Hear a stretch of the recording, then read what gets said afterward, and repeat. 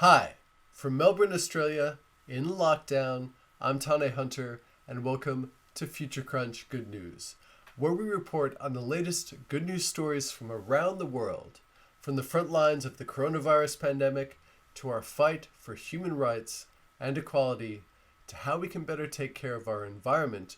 We share stories to bring some light and fresh air to your day. Let's get into the headlines.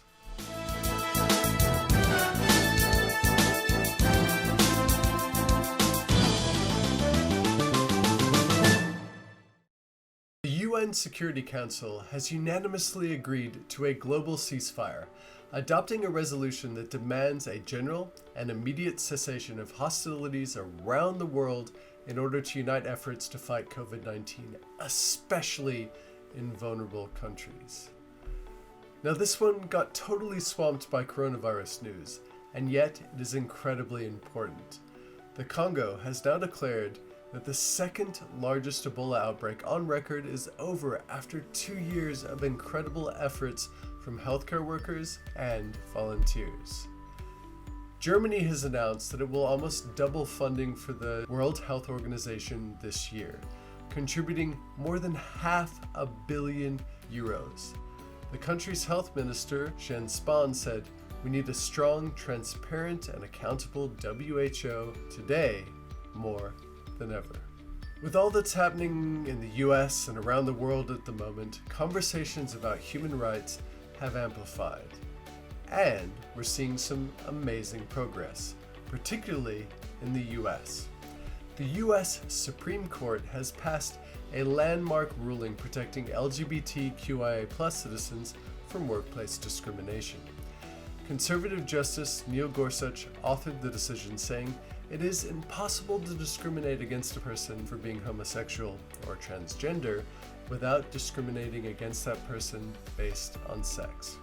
The US imprisonment rate is at its lowest level in more than 2 decades, with the greatest decline coming among Black Americans, whose imprisonment rate has decreased by 34% since 2006.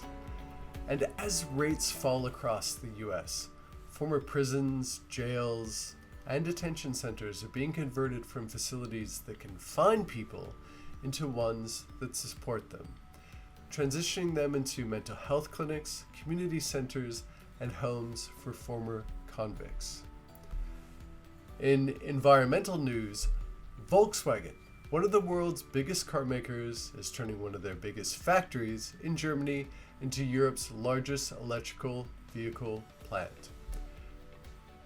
Meanwhile, more than 2 million people gathered in northern India last week while practicing social distancing and planted 250 million trees as part of a governmental plan to tackle climate change. Gotta love tree huggers. And following a concerted reintroduction effort 2 decades ago, Kentucky is now home to the largest population of elk east of the Mississippi. Their home? The hillsides of former coal mines.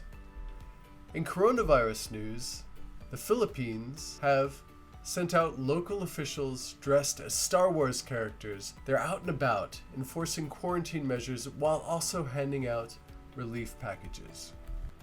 A Bolivian schoolteacher is giving virtual classes dressed as superheroes during the COVID-19 pandemic. The students love it, and classes have become so popular that siblings fight for the laptop screen to watch and learn. In India, their lockdowns are spurring new gardeners in the indigenous Naga people of the country's northeast. In Mexico City, indigenous farmers are bringing back Aztec-era floating gardens to fill the demand for fresh, local food in the wake of the pandemic. In Afghanistan, a long-shot, privately owned oxygen factory has reopened to help thousands of COVID-struck Afghans for free. This is truly a breath of fresh air as the country has struggled with shortages of medical oxygen supply during the pandemic. Thanks for tuning in. For more daily good news, check us out on social media or sign up to our fortnightly newsletter. Stay safe out there. With love from Future Crunch.